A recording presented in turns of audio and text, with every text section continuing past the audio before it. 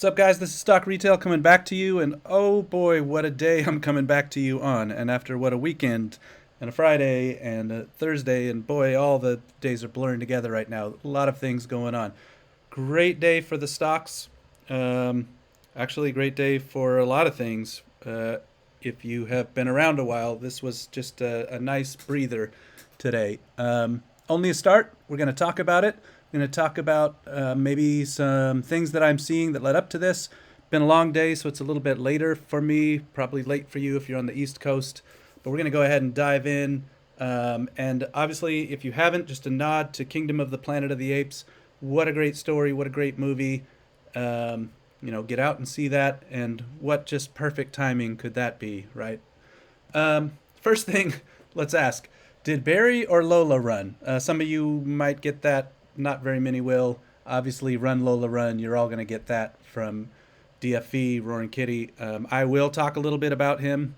A lot of people have asked me my point of view. Not going to go there yet, but definitely interesting. Check out that movie showing in June at AMC. Pretty neat looking movie. I had missed that way back a long time ago, and I didn't even know about it, frankly, until he tweeted it. Probably like a lot of you, but I dug into the story and I was like, oh, that's pretty cool. So check that out. A lot about kind of the choices you make in life, and even different timelines, kind of. I don't know, just cool. Check that one out. If you missed it, some of you who've been around a while wouldn't have, maybe you followed me only on YouTube. And haven't seen on Twitter. So yes, I am real. That is me. Not a great picture, but that's fine. I don't mind sharing it because actually what's cool is you can see in the background. So you guys know I'm in Oregon. That is Mount Hood. What a cool view we have here in Oregon. It was a beautiful day on Saturday. And just actually really I wanted to remind you guys, as things get a little crazy here, we may be in a big season here, something we've all fought for a long time. No promises on that, but certainly there are things developing. Highs, lows, ups, downs, things going our way, things not going our way. There are bigger things than stonks. So actually, it's very blurry on purpose, but that's my son and his prom date back there. That's my wife back there. I have 3 kids. If you didn't know, I think I've said that on this channel a few times. That's my oldest and his beautiful prom date. It was a beautiful day on Saturday here in the Oregon area. So just in case you missed it from Twitter, I had kind of posted that and said, yes, I am real. Just as a joke. Nobody had pushed me to do that. It was of my own doing. Just felt like saying hi to you all. All right, let's talk a little bit about what the heck happened today. So first off, I want to draw your attention to some comparisons to the day of January 27th, 2021. Obviously, that date stands out. You all understand. I don't have to explain. But in particular, I want to draw out this. Look at the volume. Now, this is kind of a split adjusted volume, I believe. But you can see basically if we compare apples to apples, today's volume was an all-time high. That was a bonkers level of shares that got traded. And if you were to look at GameStop, you would see some real high volumes there too. By the way, if you're more of a GameStop ape, well, first of all, you're probably not here listening to me. This has been mostly an AMC and a little bit of a Bitcoin channel. But if you are here and you're more of a GameStop ape, I'm so happy you're here. I'm going to talk a little bit about what's going on your side of the woods too. Not much, but a little. So hang in there. But obviously I come through the lens of AMC. I've been an AMC ape since the very early days of 2021. I'm going to talk a little bit about the relationship there too. But just want to draw your eyes to the volume. What a bonkers day in terms of volume. And now, continue to think about as you assess what is going on and as you assess how markets work and all you've learned these last few years. Does it make sense to you that AMC's float traded nearly twice? Now, I want to just acknowledge some things that sometimes people don't acknowledge. First off, day trading can bring in a ton of volume because a day trader may get in and out and in and out and in and out of the stock a whole bunch of times on technicals during the day, right? They're here to just sort of scalp profits. In fact, in 2021, some of us were frustrated. We had the whole hodl culture. Some of us still do. I'm a hodler. And we didn't like that sometimes AMC looked primed to run and then there would kind of be, in effect, you could see in the price action some scalping from day traders. But you know what? It's a free country. I learned to accept that way back then. But so just one acknowledgement first.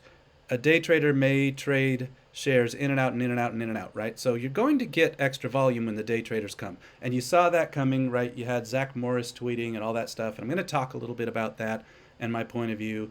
I'll even reveal some cards now. You're never going to find me pumping. So we'll talk about that in a little bit. But nonetheless, you had to know day traders were coming. And so, boom, volume appeared. Now, I will say for a squeeze, volatility and volume are your friend.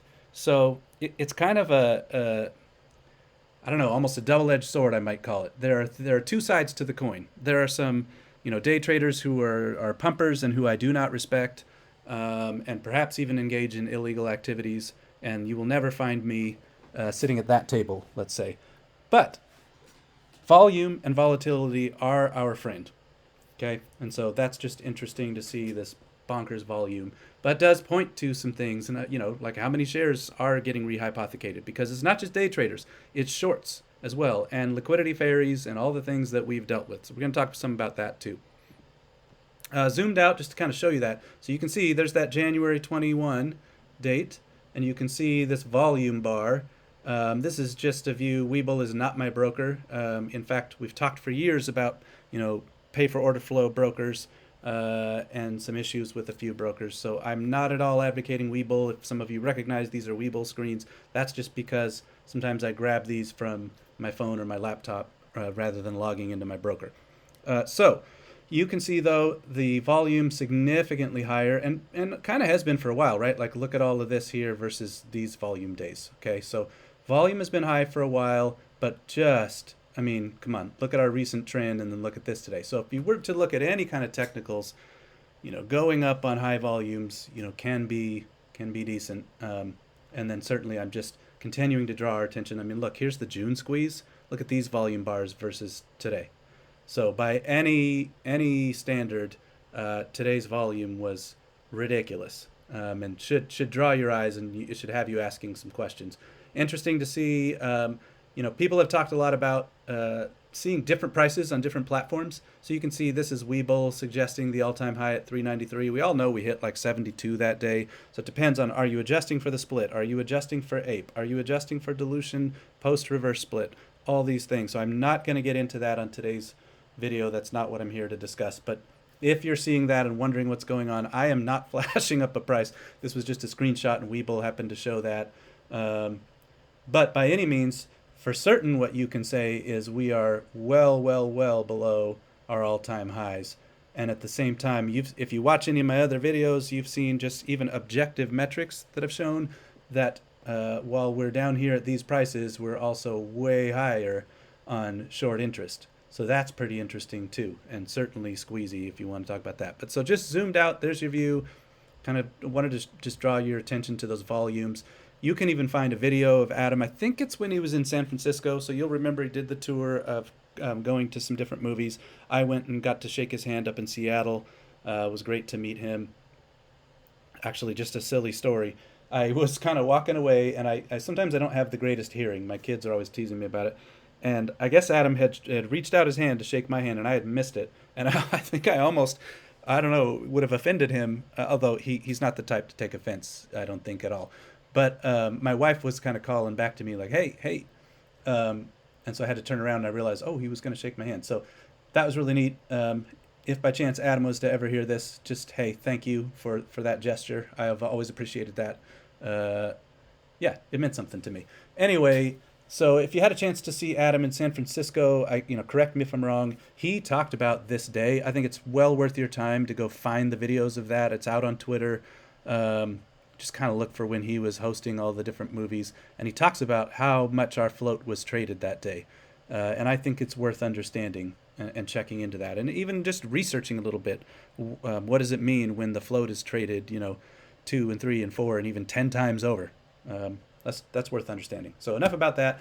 Of note, some things from today. So interesting to see AMC having such a huge day, including after hours. I think I didn't highlight that, but maybe we don't have that on either of these. But obviously after hours being up significantly as well. AMC having such a huge day and no halts.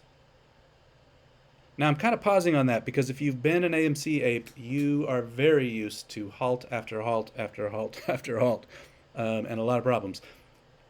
oddly, GameStop having some big halts today, right? And so, hey, to you GameStop apes, or to you, let's call it, I own both apes.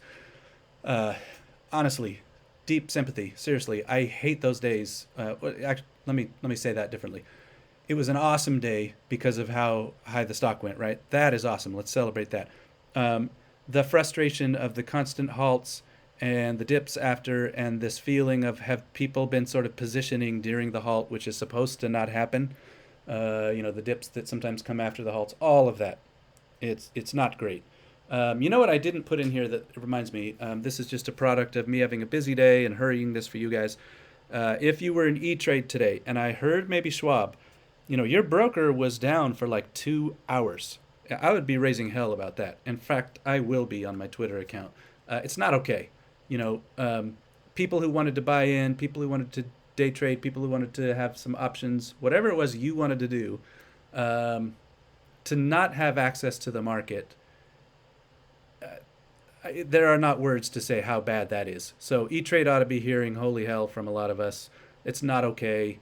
I'm hoping they receive some penalties for that. It's not okay. And if it was Schwab as well, I only heard rumor on Schwab. I did confirm E-Trade being down for nearly 2 hours. I would just get real noisy about that, and I plan to be myself. All right, so GameStop, though, having a whole lot of halts. That's kind of interesting to see this tale of two different stocks, both of whom had fantastic days, one with halts, one without. Really bizarre, worth picking apart and talking through at some point, so I'll probably give some thought to that. Reminder, short interest. So I already talked about volumes. Short interest I mentioned, super, super high. Even before this video, I haven't had a chance to look at today's short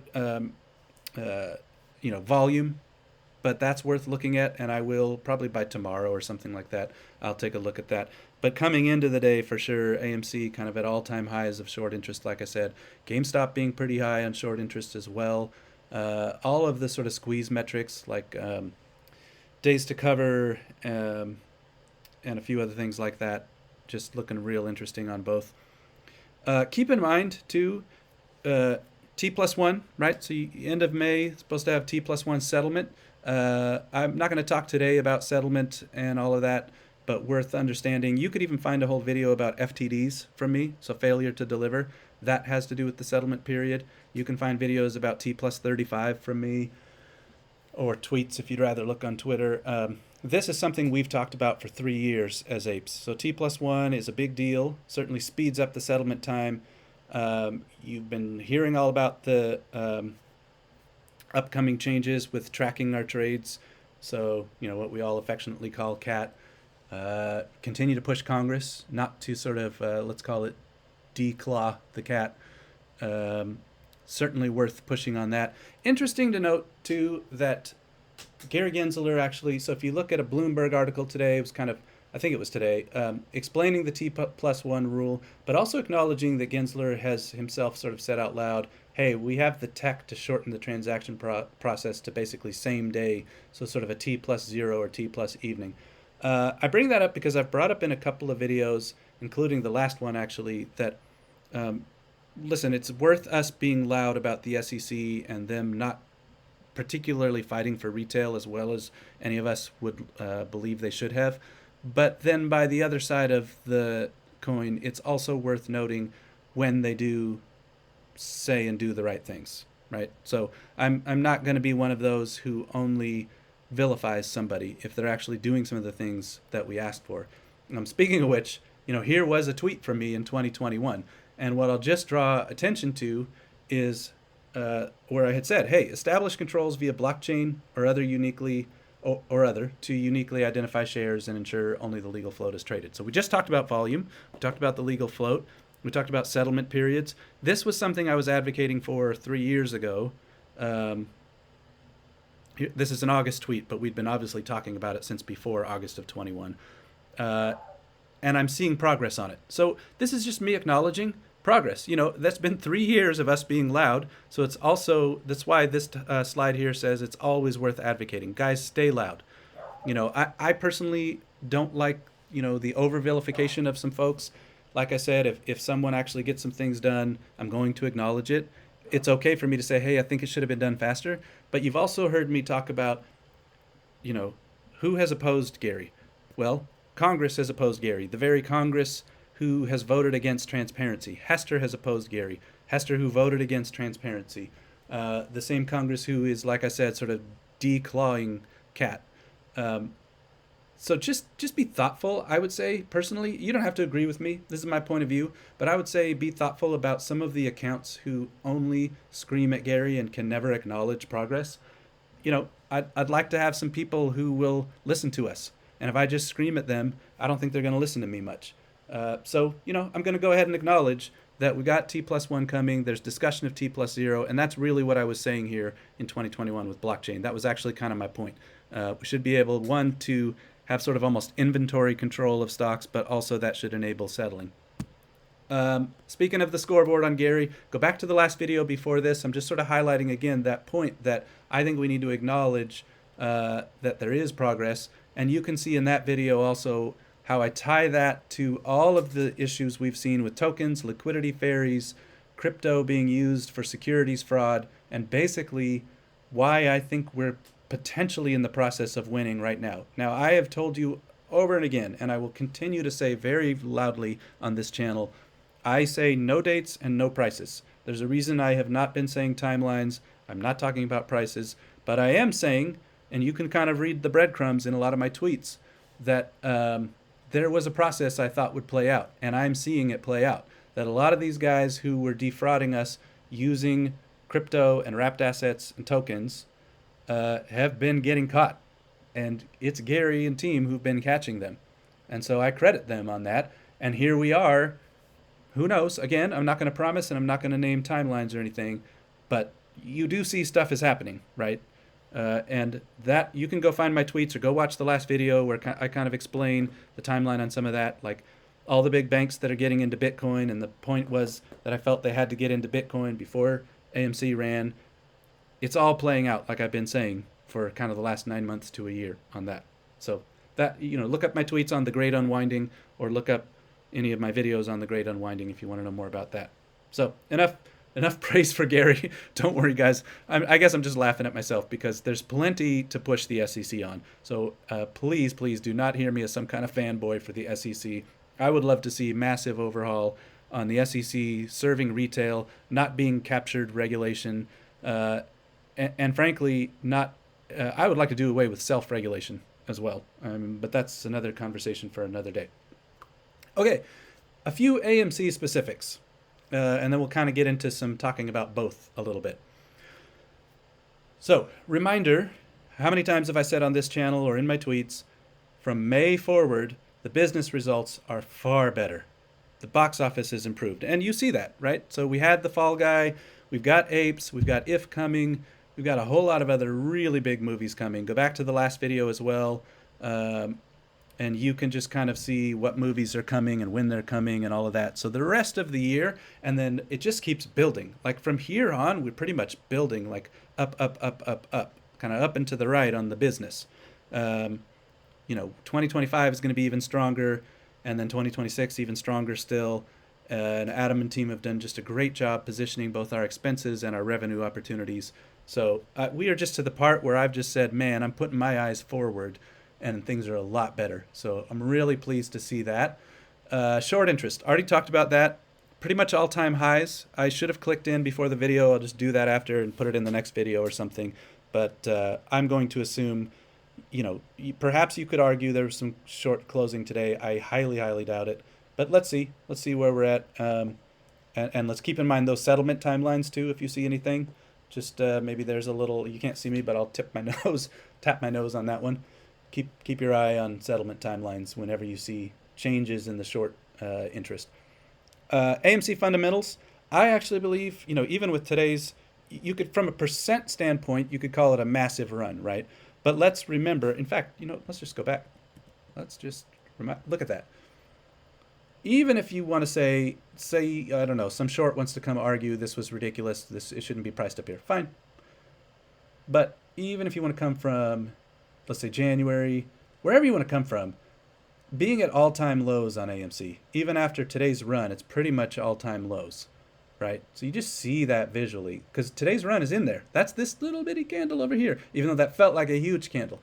So just think about these kind of days and what could be coming if we force the shorts to cover. And I know people ask me all the time on that, but again, go look at the Great Unwinding either on my YouTube or on my Twitter, and you'll kind of have my answer on how do we force the shorts to cover. Also, look at how much I focused on fundamentals. Those two things have to do with it. But despite this big percentage run today, and I loved it, it was great. Maybe you saw my tweets. I was like stuck in meetings. Oh, it was tough to be stuck in. I had several like 2-hour meetings, and so I couldn't be as active with you guys as I wanted to be. You know, we all have jobs. That's life, and I'm happy to have my job. I'm happy to be able to feed my family. So there's no complaint there. I just wish I could have, enjoyed today's run a little more actively.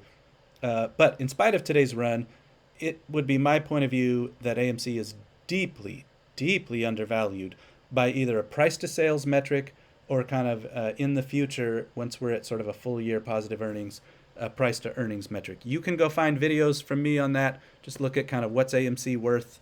And I walk you through the math on how I would look at that personally. And you would know that based on today's landing price, even after hours, we're nowhere near what I believe the company should be valued at. And those are by objective metrics. Those are even metrics that people like Warren Buffett use. And I walk you through that. So check that out sometime if you want.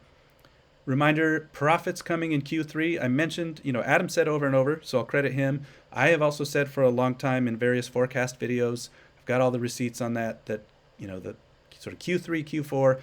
Right now I see Q4 as the strongest quarter, but both far, far superior to where we've been since the strike.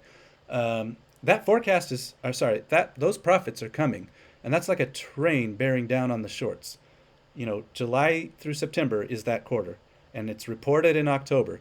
So that is right around the corner. Whether you want to talk about the cash flows being real time, so that starts in July, that quarter. Whether you want to talk about the results getting posted in October. But the shorts are more than on a clock, in my opinion. Now be careful, because in the past, I used to kind of point to profits and in private discussions with some friends, I even thought, okay, that's when it's all over. And I was right, by the way, on my forecast. I nailed it. As you know, if you've been here for a while, I've been very, very accurate with my forecasts. But what I would have been wrong about back then, so we're talking about when I was forecasting clear back in 2022 and looking forward, what I would have been wrong about is that, profits were going to somehow immediately make a squeeze. I did think that would happen at one point, probably more like end of 2021. I was having those types of discussions. We learn. And I feel incredibly bullish on the business, though. And so that's why I've said whether it's some violent squeeze, which who knows, maybe we're in, or, like a VW squeeze, or whether it's a long, drawn-out Tesla squeeze. But this company is grossly undervalued, as I've said. And then I keep referencing, but check out the Great Unwinding. I think that may be kind of something we're in process of right now. All right, some considerations for both.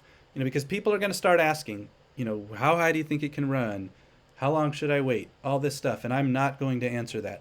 I never have. I never will. People used to try to trap me all the time in 2021. I'd get all these DMs from strangers, which were probably agents. I'm not sure who they were. Agents or shorts. Both like to come to you and try to get you to name prices. So I don't name prices. I learned that in 2021. And I'm sorry. I wish that I could tell you my point of view. I wish that I could share that. But at least, I've shared with you some objective valuations. That's what you can check out. But here are questions, at least, to ask yourself. And this also keeps me firmly out of that camp of ever being a pumper. I won't tell you prices or dates, but I'll tell you things you could look at, things you could think about. First off, do you believe the short's covered? I want to be honest. I don't. I don't believe that. I don't believe that since 2021 even. So what would be your evidence that they did cover or that they didn't? And think about all the behaviors, all the negative mainstream media articles, all the times we had these ridiculous levels of FTDs. The fact that when we, as soon as the ape conversion was announced, how hard we got attacked, all of these different things. The day when ape halted like 12 times in the first, I'm making this up, but like 10 minutes or whatever. Remind yourself of our history, go back through that, and then ask yourself, when have you ever seen evidence that the short's covered?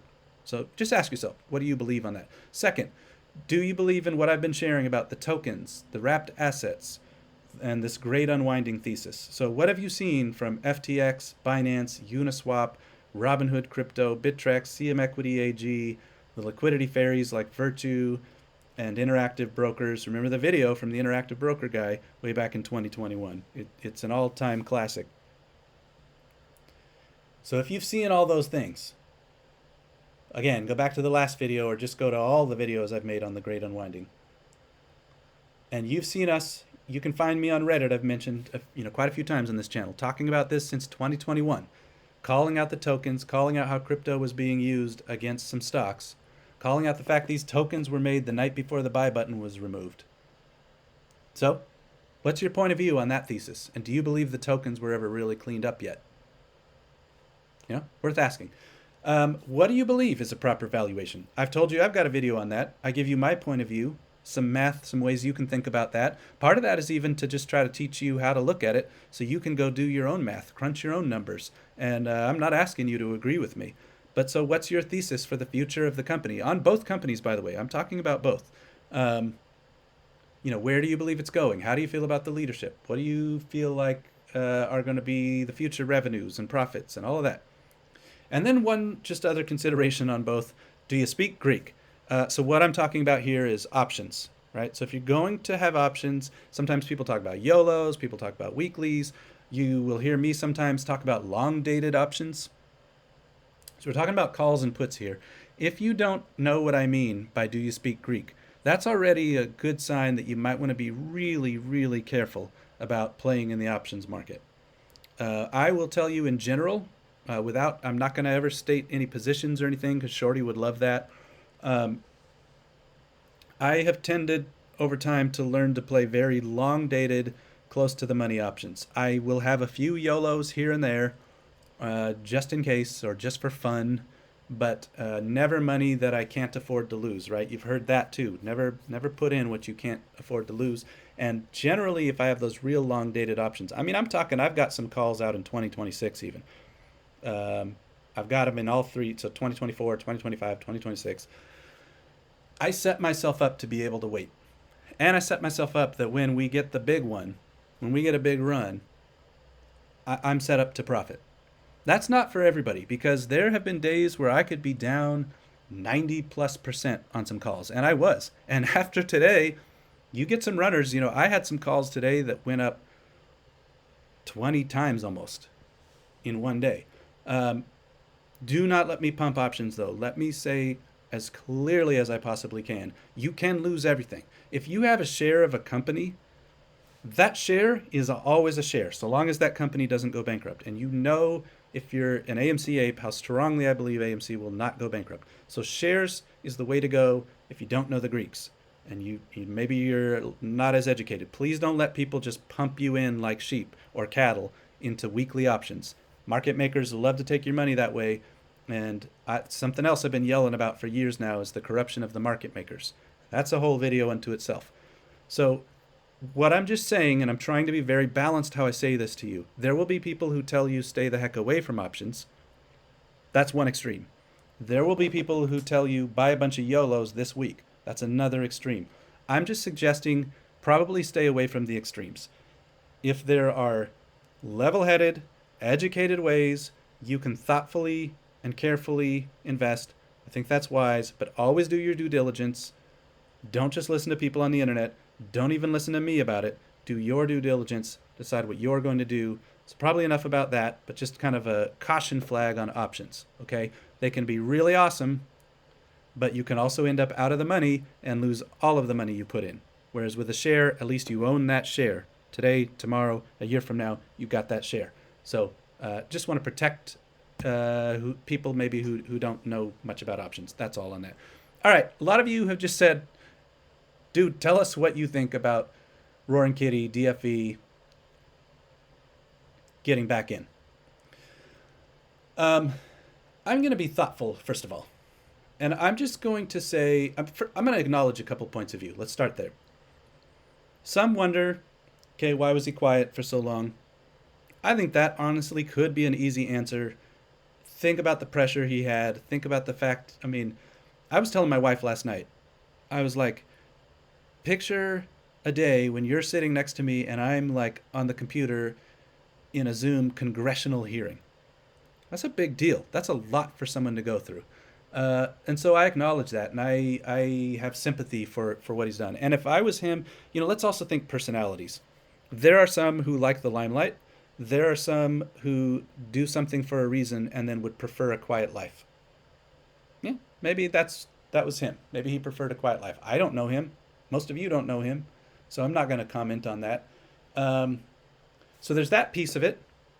Yes, the timing stood out to me. And I'm going to just be really, really honest. When he first posted, I was like, what? Especially if you've seen the memes. And here I'm just going to be real transparent again.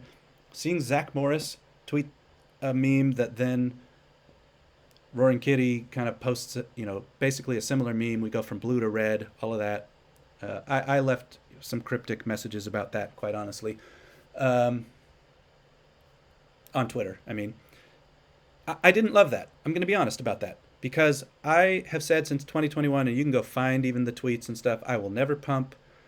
Part of why I'm here is I'm sick of the retail investor getting taken advantage of. I am a retail investor, just to be super clear about that. And I am sick of, I won't even call it the 1%, the 0.1%, I believe. Uh, Basically having fraudulent scales, I'm going to call them, or fraudulent weights and measures in a way. And there are people who really, really, really hate fraudulent weights and measures. And I'm one of those. And so I am very much against people who front run, people who pump for their own selfish gain. Uh, so I'm talking Zach Morris here, mostly, by the way. I do not respect that guy. I kind of have a point of view. He probably should have gone to jail. It's interesting to me he was let off and then now talking. So you could ask all kinds of questions of that. And I think those are fair questions. Him and Laid Back and their whole crew. And I'm not even worried who I offend on that. That's not my game. I am not here to pump. And I refuse to take part in any pumping. That said, I am not actually saying that that's what Roaring Kitty was doing. Okay? And I want to be really clear about that. And so there's something here that you'll get from this slide, which is I grew up being taught, judge a tree by its fruit. Now, I don't know Roaring Kitty well at all. Back in 2021, I fell into AMC, not GameStop. I didn't watch Roaring Kitty videos. I had no clue how to decipher all of the code. Back then, wasn't even really aware of people talking in code. Okay, so I came into this. I've got 2 master's degrees in business. I worked at a Dow Jones company for 21 years, but I didn't swim in any of these circles. And so you could even call me naive back then.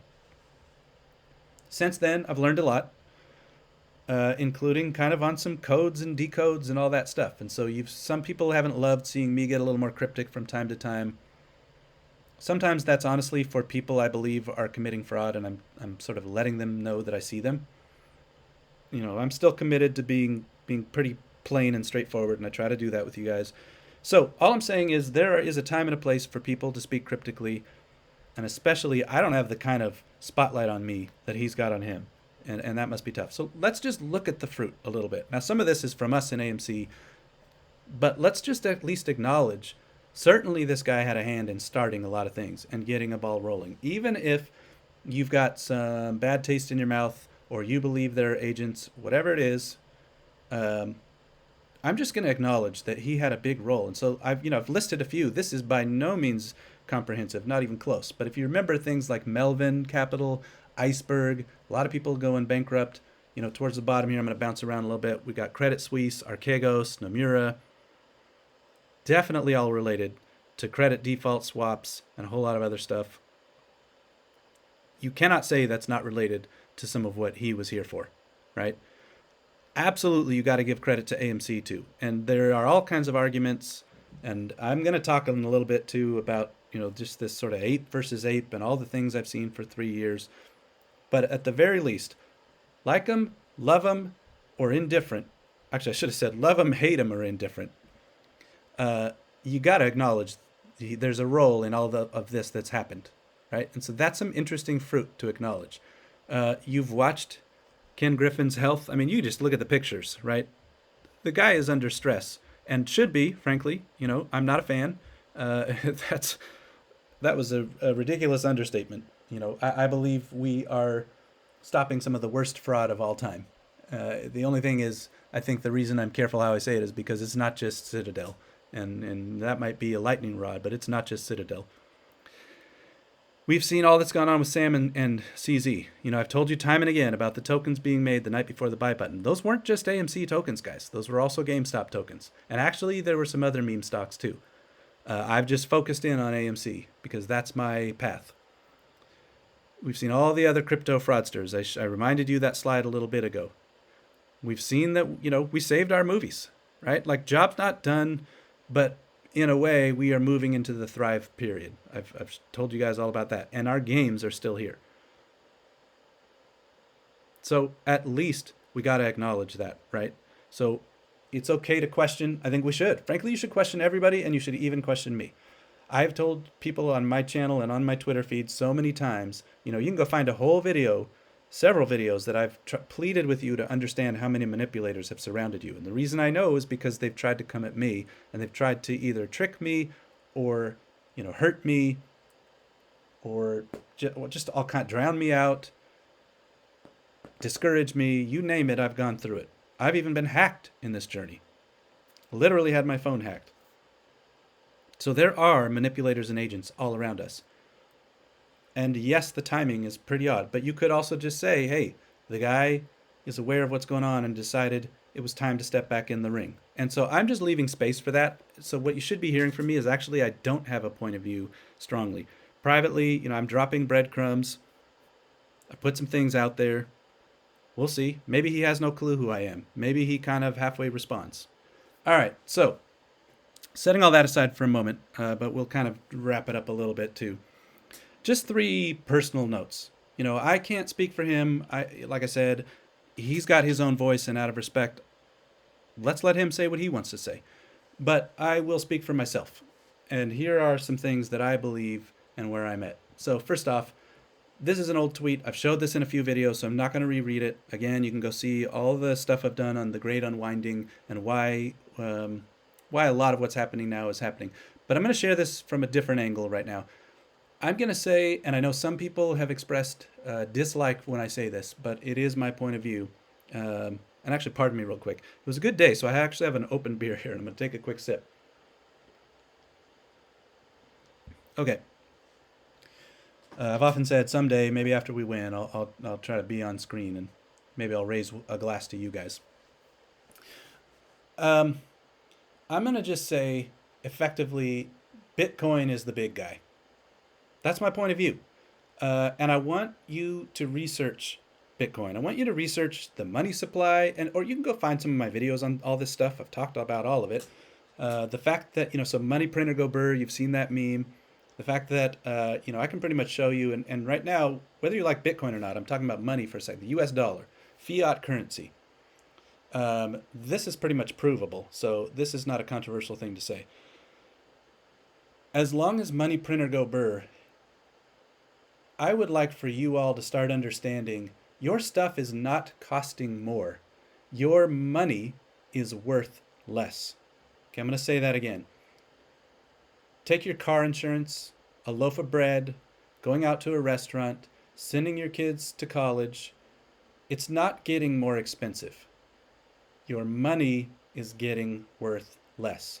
And it is the banks and the politicians and the Fed who are doing that to you. The Fed is basically the banks. The Treasury also. Okay? Our fiscal policies and monetary actions, and the fact that we can print money from thin air, which is a kind of black magic, is making everything you do in your life cost more by the day. And actually, I fell back into it. It's not costing more. It's making everything you do in your life take more dollars or more fiat currency if you're not from the US, because your currency is being devalued by the day. It's called debasement. You can find tweets from me on debasement. You can find a whole video on debasement. This is why I believe in Bitcoin. And the more I've researched, Like I read all the emails between, I'll call him Sirius and Satoshi. I believe Satoshi saw this and wanted to fight this. Some of you think he's the CIA and the NSA and whatever. Whatever you want to say. I'm not even going to be here to argue this. But I believe Bitcoin is actually the big guy and that perhaps is making some things happen. That's actually the great unwinding thesis. That's why I showed you that Susquehanna and the Swiss National Bank were buying Bitcoin. It's also why Wells Fargo and JP Morgan bought Bitcoin. Pardon me. I'll just acknowledge here the beer made me burp, which is not so professional. Whatever. The banks are bending their knee to Bitcoin. And you notice they did that, and then all of this started happening. I don't want you to miss that. I've been telling you it's coming for, 9 months to a year, and now it's happening. All right. Second thing. Actually, I guess this is part of that. On New Year's, I had told you, 2024 is the year of AMC and Bitcoin. I'm really glad GameStop came to the party. Honestly, I am. This party should be for all of retail. That has been my heart from day one in 2021, and I'm actually going to talk a little bit more about that in a bit. But I just said, 2024, it's the year of AMC and Bitcoin. I just want you to remember, I've told you many times, who has integrity and who has credibility and who tells you what's coming and who is just blowing a bunch of smoke and hosting 8-hour space calls because they don't have a job. Okay? So, enough said on that. Back a little bit to Roaring Kitty, but also to my own, sort of my heart and my point of view. You would see on one of his tweets, so I shouldn't have showed the quote tweet. I'm going to focus down here, this picture. It's a picture, you can go look it up, it's just called The Horse and His Rider. But the idea was there were some people escaping slavery, and my point of view is there may be a time we're escaping financial slavery. That is what I believe the banks have done to you. That is why I believe Bitcoin is the big guy. And so I posted this picture to Roaring Kitty's feed on one of his posts. You can go find it. And it was just my response. I was just saying, here's what I think is happening. And I'm going to be real honest, that was decodes. That was some cryptic messaging. And I am going to show you something, but I'm going to be really, really, really, really clear. I am not claiming that he was responding to me. Okay? I'm not. I'm really, really not. But I just want to share a personal message about it. So then he shares this song today, right? What a cool song. I loved it. I actually listened to it a bunch on repeat on my walk today. So again, whether you like him or not, I like the song. It's talking about some really cool stuff. One of the messages in the song is, listen, what you had in your past, the burdens you carry, and I can almost get emotional because this has been a tough journey for me, guys, and I'll share all the stories after we win. What you have from your past is just going to weigh you down. Eyes forward. Run towards something better. It's okay for us to learn from our past, but if you're carrying your past, it's going to slow you down. Go listen to the song if you want. You don't have to like Roaring Kitty. You don't have to like DFV to go listen to the song. I think it's a cool song. In fact, I shared it with my daughter today. I was like, hey, this is cool. Just for some stuff going on in her life. So check it out. I don't know. If you hate the song, that's fine. Skip that part. But to me, it had a neat message. And so I just wanted to share that with you. Just know, like I said before, you're never going to find me pumping. I'm not going to get into that. So enough said on all that. One bonus. And I want to talk a little bit about, look, we can name it. We've been here 3 years. The bickering and the fighting and the hatred and the crapping on each other. I've seen it. And honestly, I pulled away. If you go back and look at my tweets in 2021, there was plenty of sort of both, right? Tweeting both. And I am sure that there were some fake GameStop apes who attacked me. And there were some real GameStop apes who attacked me. And there are fake AMC apes who attack GameStop people. And there are there are real AMC apes who attack GameStop people. And so there's a lot of probably bad blood and whatever. But Did you know about the time in 2021? A lot of you GameStop people don't know this. I got thrown into some of the biggest, some DMs with the biggest accounts you can kind of think of at that time. And there was discussion about, well, I'll call it kind of collusion, basically. And these were people sort of thinking out loud and talking about collusion and like, what if we get people to sell one to squeeze the other? And I was like, I'm out. And so not only was I out in that DM, I just put it on blast. That's this tweet. So a lot of you didn't know I was doing that back then. And I was sending them a message. This was actually for the people talking about that. And I was like, listen, anybody who pushes one group to sell their stock for the other, I got a problem with it. Because this is a movement and we're here to shift culture. We're here for what the market makers have been doing us. We're here for what the Fed has been doing to us. We're here for what the politicians have been doing to us, what the banks have been doing to us, what the prime brokers have been doing to us, what the short and distorters have been doing to us. Billionaires have attacked me on Twitter. Do you guys think this doesn't matter? If you want to argue about which stock you want to be in, I'm just going to mute or block you and you do your thing. But I'm going to run in a different lane. I want retail to win. I want corruption to stop. I want fair and honest weights and measurements. I want technology that works for the people, not for the cheaters. Okay? That's what this is about to me. So I will share some cryptic messages. This is actually my own picture, by the way. So cool the other night.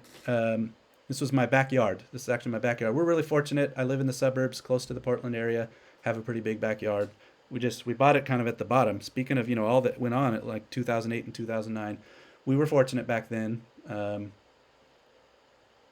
Doesn't mean it's always been easy since, but I'm not here to share my sob story. But thankfully, at least we're still here. And I love this place.